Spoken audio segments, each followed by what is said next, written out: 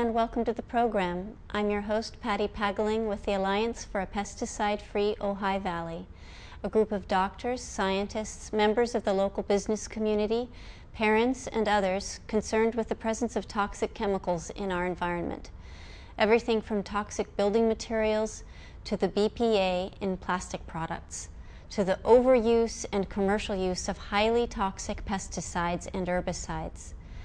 To discuss this and other issues of critical importance to public health and the environment is our local state assembly member from the 35th Assembly District, Doss Williams, who also holds a master's degree in environmental science from the Bren School of Environmental Science at UCSB. He has served for many years as a Santa Barbara City Councilman and has been gracious enough to share his valuable time with us tonight. Thank you for joining us, Doss. Thank you. Thank you for having me. In addition to working on environmental and public health issues, Doss is also working on legislation to require that 33% of energy used in California comes from renewable energy sources by 2020. We'll also be discussing green jobs for Californians, tax relief for the middle class and small businesses in California, and President Obama's current efforts to get Congress to pass an emergency jobs stimulus plan. Welcome to the program, Doss. Well, thank you. It's been an honor to be representing Ventura and Santa Barbara counties. Before we get to the toxic chemicals issues, please tell us what your first session in the State Assembly was like and what bills you're working on, and what part you played in drafting any bills that have recently been signed into law by Governor Brown. Well, we were definitely thrown straight into the fire. From the first day I was sworn in, we had a special session on the budget because we have had the worst deficit in the history of the state of California, and the worst, of course, economic situation because of it. We had a $25 billion deficit, $20 billion of which was structural, and I'm pleased to say that we balanced 3/4 of that. The structural deficit should be $5 or $6 billion after this budget that was passed, so that's a dramatic reduction. And for any of those folks that like to compare, the only state that was worse than we were was Texas, but we have pulled it back and gotten it to a much more manageable budget deficit right now. So I'm pleased to report that it is not a total disaster anymore. It's still tough times, but considerably better than it was at the beginning of the year. I think Governor Brown's made a tremendous difference, and we particularly are making progress in one front, and that's alternative energy and the policies, I think, on alternative energy. And I was very proud to just be one of the people, one of the voices supporting the 33% now mandate that all 33% of all the energy we use in the state will come from renewable sources, wind and solar and others. And then, of course, the work that we are trying to do on both transmission and on the promulgation of alternatives through research and development. What more can you tell us about green jobs in California? Well, we've been very supportive, and we carried one of the pieces of legislation that was a piece of his jobs package. Unfortunately, a large section of the package stalled in the Senate on the very last night of session. You have to kind of imagine this great degree of urgency as things move through the process. You need to get it through every committee in the Assembly, every committee in the Senate, and then voted on both floors. And sometimes if legislation is started midway through the year, it has a very hard time making it all the way through the process by the end of the session, which is in mid-September. And this legislation got caught up in that last bit and failed at about, I forget whether it was midnight or 1 a.m. on the Senate floor. Part of it is, of course, because it's a 2/3 vote majority. It's very difficult to pass things that are fees or taxes. And specifically what I'm talking about is that right now about 1.5% of our energy bill goes towards promulgation of alternatives, research and development into energy efficiency and alternatives, and energy efficiency work on buildings all around the state. Fortunately, for every dollar that we, the ratepayers, put in, we get more than $1 of benefits because of how much less power plants have been needed to be built and paid for by the ratepayers.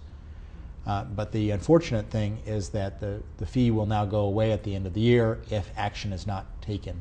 So the governor has proposed a process through the Public Utilities Commission to try to say, well, we weren't able to do it in the legislature, let's try to do it through the executive branch. We will be supporting that. We will be advising what shape that takes, and we will try to offer any legislative support that's necessary to get that done. Regarding the governor's tax relief plans for small businesses and the middle class, what can you tell us about these plans? You know, many of the things that Governor Brown's trying to do has a lot to do, including this Green Jobs Plan, has a lot to do with getting people to work in good middle class jobs.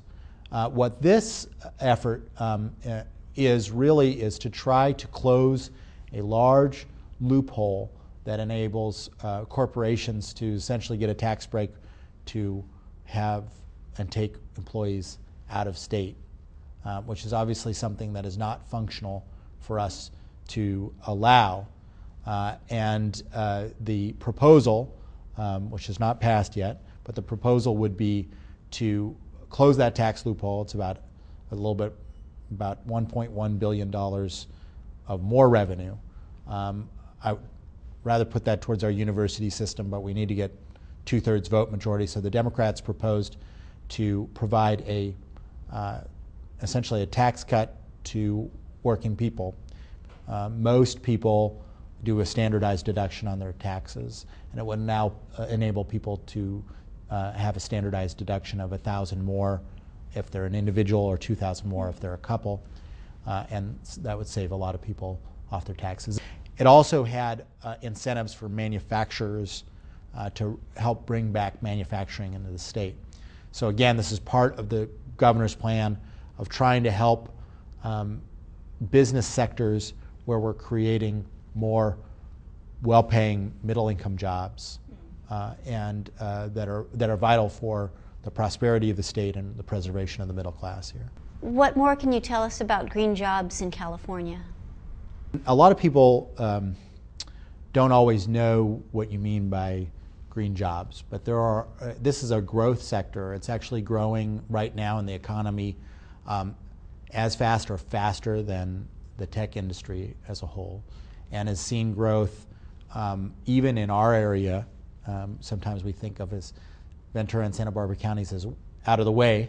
Of course, the greatest growth in the state on green jobs is in the Bay Area. But it is a huge part of our recovery for a couple reasons. One is that a lot of these jobs are construction related, and the construction industry right now has about 50% unemployment. So it's really hard to imagine, even if the rest of the economy was doing great, and in the construction industry, which is a significant part of the population, has 50% unemployment, that's going to drag down the whole economy. So it's very, very important that a lot of those jobs, because energy efficiency work is sheet metal workers, solar on rooftops is electrician and laborers. You have just a multiple amounts of jobs that are in the construction industry from these green sectors. The other things are obviously things in engineering and technology, all the way down to things in solid waste, like materials recovery instead of it going into the landfill, and municipal composting, which is more and more becoming an issue around the state. Most Bay Area counties now have food waste pickup along with their green waste, and that's something that for commercial entities, we in Santa Barbara have started that already. So a restaurateur gets their food waste picked up separately from their trash and goes into a municipal composter. Great. And that's really valuable, not only from saving costs, by delaying the end of capacity of the landfill, right? But it's also a dramatic reduction of greenhouse gas emissions. Any piece of food or a leaf, any organic waste that degrades in an airless environment like a landfill becomes methane. Any that degrades in an aerated environment like compost becomes CO2, and each molecule of methane has about 84 times the greenhouse gas potential in a 10-year time horizon than a molecule of CO2. So it's a huge way to reduce municipal sort of contribution to greenhouse gases and global warming. Interesting. We're going to take a short break right now. We're speaking with Das Williams, our 35th District Assembly member.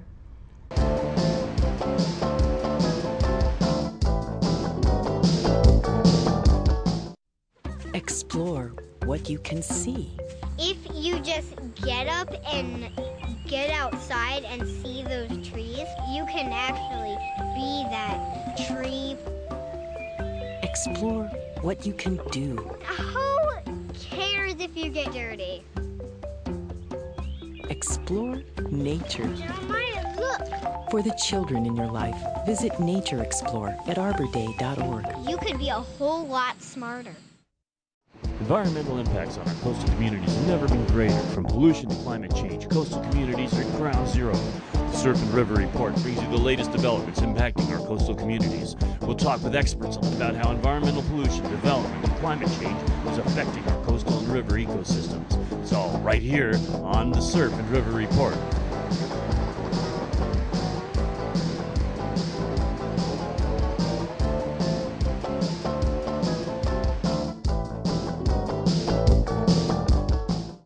Welcome back to the program. We're speaking with Das Williams, our 35th District Assembly member, and we're talking about green jobs for the future, among other things. What more can you tell us about green jobs in California? Well, the last piece of it is that we need to use all the help that we can get from the federal government.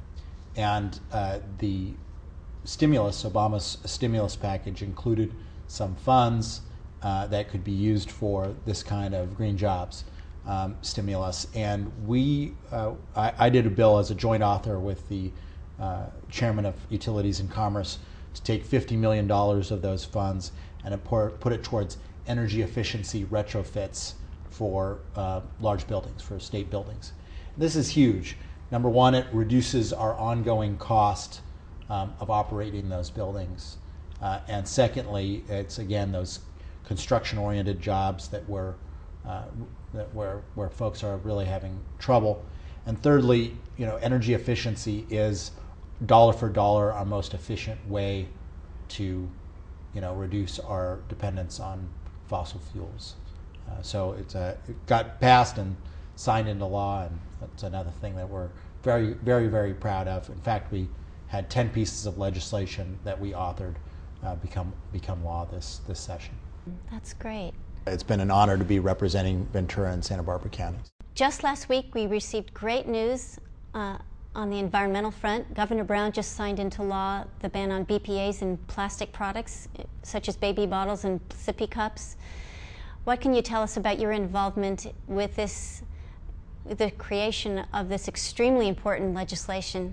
Number one, this bill was its margin was so razor thin in the Assembly that I can be proud to say I was one of the people who put it over the top. I serve on the Health Committee, which the legislation moved through that committee.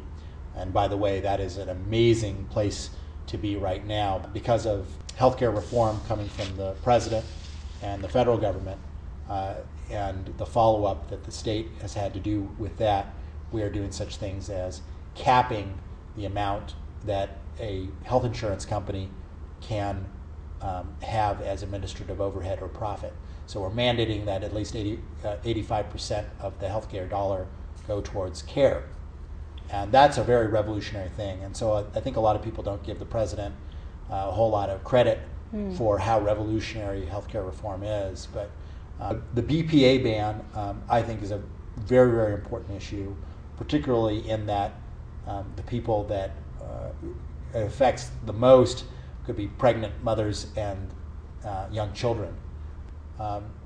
It did face some pretty strong opposition. This was not a slam dunk by any stretch of the imagination, and the margins in at least the assembly were razor thin.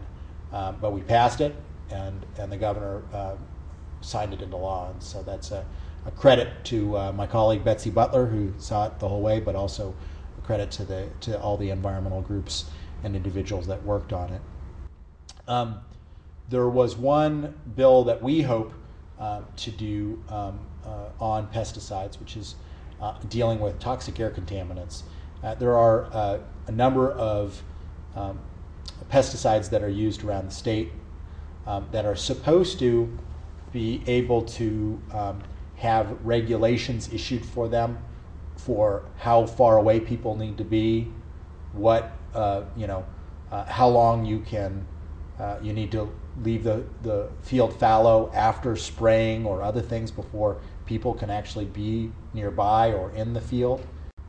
And those mitigations that are required, that are supposed to be issued by one of the state agencies, take years.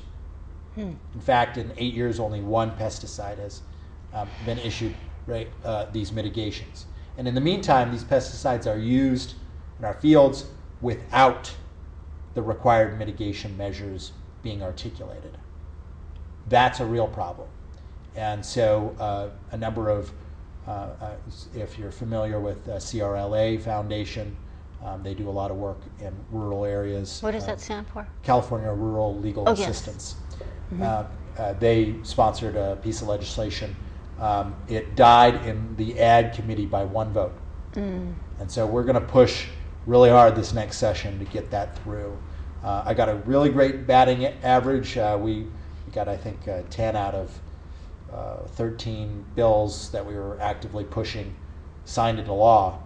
But the one that I really feel strongly about that we need to get done is this to protect public health from pesticides. And the funny thing is, in dealing with this, is we're not even talking about banning the pesticide. We're just asking this agency to do what it's supposed to do, which is to determine and to be required to determine what the mitigation measures are for this pesticide, and then to publicize it. I think it's a real reasonable thing to be asking for. Right, especially the farm workers that are being exposed to these very toxic chemicals, as well as, especially in Ventura, where there's this interface between the suburban development and the fields. So it's a huge issue. It is, and fortunately, it's something that I've seen some work get done on before. In fact, Hannah Beth Jackson, my predecessor, she did a piece of legislation on pesticide drift that was requested and asked for by parents right here in the city of Ventura. And we would like to be able to offer that same kind of leadership that Hannah Beth Jackson did on pesticide issues. Our group is working very hard, hopefully with your help, to ban a chemical used in herbicides known as glyphosate, which has been banned in other countries and has been used by the thousands of gallons in our watershed, which is our future drinking water supply, by local authorities in a failed effort to eradicate a non-native species known as Arundo donax. Let's go to a clip from our upcoming documentary. It shows the dangers of glyphosate and features a quote from Dr. Mae-Wan Ho, a world-renowned geneticist and biophysicist. Let's go to the clip. Arundo was originally planted here by the Army Corps of Engineers for erosion control. Now they have decided they have to poison the Arundo, along with everyone else. Symptoms following exposure to glyphosate formulations include swollen eyes, face and joints, facial numbness, burning and/or itching skin, blisters, rapid heart rate, elevated blood pressure, chest pains, congestion, coughing, headache, and nausea. It is also linked to chronic health effects, including Parkinson's disease and several types of cancer. Dr. Mae-Wan Ho, a world-renowned geneticist and biophysicist, and director of the Institute of Science and Society, states, The evidence on the dangers of glyphosate and its commercial formulations continues to pile up, and a worldwide ban is in order. According to the National Institute for Occupational Safety and Health, glyphosate is toxic to aquatic organisms. It also states, do not let this chemical enter the environment. As I said before, glyphosate has been banned in other countries. There are many alternative uses for the arundo, from building materials to biomass fuels. And since thousands of gallons of this chemical have been unsuccessful to eradicate the plant, don't you think we should consider alternative uses for the plant, and at least look at non-toxic alternatives such as using plastic to cover the arundo instead of the toxic chemicals? Well, that particular question is largely a cost issue, but I'll tell you, this is something we've dealt with for years, and the removal of arundo is a necessary precursor to any kind of stream restoration that you want to do. There's no way you can have steelhead go through the river. There's no way you can create vegetation systems that are non-eroding systems, and there's no way you can do effective flood control without removal of arundo. I do agree that there are some other, in some cases, manual ways that you can do that. You know, I've done that. It's really hard work. They spring these little spikes in their ball, and they're very, very difficult to remove. And so I do think there are alternatives, but I'm actually not that concerned about professionals and county personnel and county contractors going in and doing arundo removal, because that's probably only a couple percentage points of the amount of Roundup that's going down our water systems and down our rivers and into our ocean. I live in the canyon, and I was exposed to a lot of glyphosate, and many of us in the canyon got sick. The water turned a blue-green after a big rain, and they did a huge amount of spraying. It was on platforms. That would be a concern for me. In our stream restoration in Santa Barbara County, we never spray it. I'm not with the city anymore, and remember, my background is, under my watch, we reduced pesticide use by 97% in the city. What I would be really concerned about, and what you don't probably see, is the amount that's coming in runoff from every community in the watershed of Ventura County. And so what I would say is the best thing that we could do as a community is to require either smaller amounts. I mean, it just promotes abuse that you can buy it in like gallon containers, or ban it from sort of layperson use. They do have a ban on glyphosate in Denmark because it's been found in the drinking water supplies. And there's so much information, so many studies, and independent research that has shown that glyphosate is very toxic to our health. Well, we should be able to come to some sort of consensus about the use of glyphosate, especially in our watershed. Well, I might agree with the latter part. I think that there are some very bad uses and overuses of pesticides, and I just can't speak from the place of being able to be successful in eliminating them entirely. Eliminating 97%, I think, is pretty good, especially for a place like Santa Barbara that has a tremendous amount of parkland. The dramatic majority of extinctions and the dramatic majority of environmental destruction is not from direct human involvement. It's from the transfer of species from one place where it was meant to be to another place where it wasn't, and has no controls. And there's no controls in this ecology in California on arundo. And well, the arundo was purposely planted by the Army Corps of Engineers when the dam was created. Dumb thing. Another dumb thing. So it was created. Some people sometimes have done, and we're paying for that now. I mean, I don't I have never encountered anyone who's serious about river watershed restoration that says you can keep Arundo around. Not necessarily that you have to keep it around, but to take care of it in a non-toxic way, because I haven't seen the use of glyphosate work. You kill the stem, but it doesn't kill the roots. I've talked to people down south, and they've been doing it for years, so it's a chemical treadmill. And I know personally, I've suffered, and other people have suffered horribly. It's responsible for cancer, and so there's got to be, even though it makes a lot of money for this company, we have to value our health and the environment's health, because what it's doing is killing the organisms in the soil, it's weakening the immune systems of the plants.